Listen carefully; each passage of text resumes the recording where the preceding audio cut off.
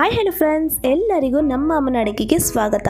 ಯಾರೆಲ್ಲ ನಮ್ಮ ಚಾನಲ್ನ ಸಬ್ಸ್ಕ್ರೈಬ್ ಮಾಡ್ಕೊಂಡಿದ್ದೀರಿ ಎಲ್ಲರಿಗೂ ಧನ್ಯವಾದಗಳು. ಹಾಗೆಯೇ ಯಾರೆಲ್ಲ ಸಬ್ಸ್ಕ್ರೈಬ್ ಮಾಡ್ದಿರಾ ವಿಡಿಯೋ ನೋಡ್ತಾ ಇದ್ದೀರಾ, ನಮ್ಮ ಅಮ್ಮನ ಅಡುಗೆ ಚಾನಲ್ನ ಸಬ್ಸ್ಕ್ರೈಬ್ ಮಾಡ್ಕೊಳ್ಳಿ. ಹಾಗೆಯೇ ಪಕ್ಕದಲ್ಲಿ ಬರುವ ಬೆಲ್ ಐಕಾನ್ ಕ್ಲಿಕ್ ಮಾಡ್ಕೊಳ್ಳಿ. ಬೆಳಗ್ಗೆ ಏನಪ್ಪ ಬ್ರೇಕ್ಫಾಸ್ಟ್ ಮಾಡೋದು ಅಂತ ನೀವೇನಾದರೂ ಯೋಚನೆ ಮಾಡ್ತಾ ಇದ್ದೀರಾ, ಇಲ್ಲಿದೆ ನೋಡಿ ಒಂದು ಸೂಪರ್ ಆ್ಯಂಡ್ ಸಿಂಪಲ್ ಆಗಿರುವಂತಹ ರೆಸಿಪಿ, ಅದೇನೇ ಕ್ಯಾಪ್ಸಿಕಮ್ ರೈಸ್.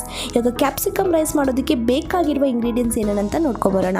ಇಲ್ಲಿ ನಾನು ಒಂದು ಕ್ಯಾಪ್ಸಿಕಮ್ನ ಇದ್ರ ಉದ್ದಕ್ಕೆ ಕಟ್ ಮಾಡಿ ಇಟ್ಕೊಂಡಿದ್ದೀನಿ, ಒಂದು ಈರುಳ್ಳಿನ ಇದ್ರ ಉದ್ದಕ್ಕೆ ಕಟ್ ಮಾಡಿ ಇಟ್ಕೊಂಡಿದ್ದೀನಿ, ಟೊಮೆಟೊ ಸಹ ಒಂದನ್ನೇ ಇದ್ರ ಉದ್ದಕ್ಕೆ ಕಟ್ ಮಾಡಿ ಇಟ್ಕೊಂಡಿದ್ದೀನಿ, 3 ಟೇಬಲ್ ಸ್ಪೂನ್ ಆಗೋಷ್ಟು ಕಡಲೆ ಬೀಜ ತೊಗೊಂಡಿದ್ದೀನಿ, 3 ಹಸಿಮೆಣಸಿನಕಾಯಿನ ಉದ್ದಕ್ಕೆ ಕಟ್ ಮಾಡಿ ಇಟ್ಕೊಂಡಿದ್ದೀನಿ, ಬೆಳ್ಳುಳ್ಳಿ 1 ಟೇಬಲ್ ಸ್ಪೂನ್ ಆಗೋಷ್ಟು ಚಿಕ್ಕದಾಗಿ ಕಟ್ ಮಾಡಿ ಇಟ್ಕೊಂಡಿದ್ದೀನಿ, ಕೊತ್ತಂಬರಿ ಸೊಪ್ಪು 2 ಟೇಬಲ್ ಸ್ಪೂನ್ ಆಗೋಷ್ಟು ಚಿಕ್ಕದಾಗಿ ಕಟ್ ಮಾಡಿ ಇಟ್ಕೊಂಡಿದ್ದೀನಿ, ಅರಿಶಿನ ಪುಡಿ ಅರ್ಧ ಟೀ ಸ್ಪೂನ್, ಅಚ್ಕಾರದ ಪುಡಿ 1 ಟೀ ಸ್ಪೂನ್, ಜೀರಿಗೆ ಪುಡಿ ಅರ್ಧ ಟೀ ಸ್ಪೂನ್, ಗರಂ ಮಸಾಲ ಅರ್ಧ ಟೀ ಸ್ಪೂನ್, ಕಾಳುಮೆಣಸು ಪುಡಿ ಅರ್ಧ ಟೀ ಸ್ಪೂನ್, ಧನಿಯಾ ಪುಡಿ ಅರ್ಧ ಟೀ ಸ್ಪೂನ್. ಇಲ್ಲಿ ನಾನು 200 ಗ್ರಾಮ್ ಆಗೋಷ್ಟು ಅನ್ನನ ಮೊದಲೇ ಮಾಡಿ ಇಟ್ಕೊಂಡಿದ್ದೀನಿ.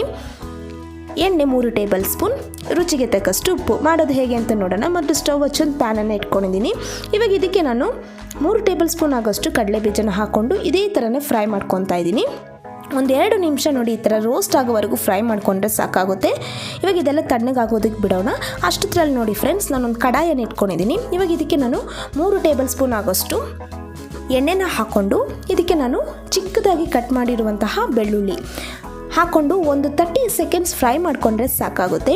ಇವಾಗ 30 ಸೆಕೆಂಡ್ಸ್ ಆದಮೇಲೆ ನಾನು ಹಸಿಮೆಣಸಿನ್ಕಾಯಿ ಇದ್ರ ಉದ್ದಕ್ಕೆ ಕಟ್ ಮಾಡಿ ಇಟ್ಕೊಂಡಿರೋದನ್ನ ಹಾಕ್ಕೊಂಡಿದ್ದೀನಿ.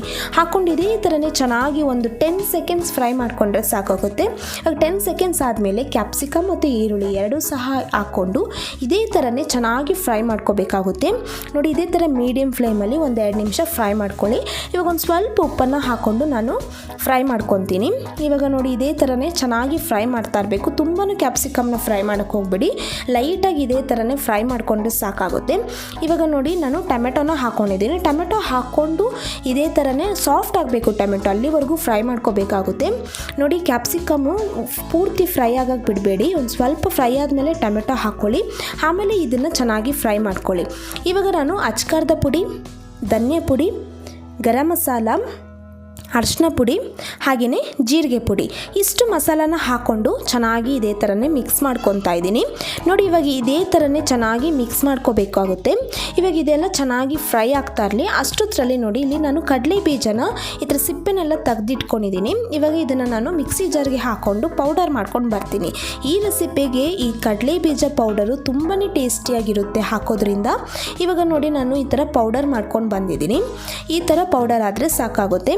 ಇವಾಗ ನೋಡಿ 1 ನಿಮಿಷ ಆಗಿದೆ, ಇದೆಲ್ಲ ಚೆನ್ನಾಗಿ ಫ್ರೈ ಆಗ್ತಾ ಇದೆ.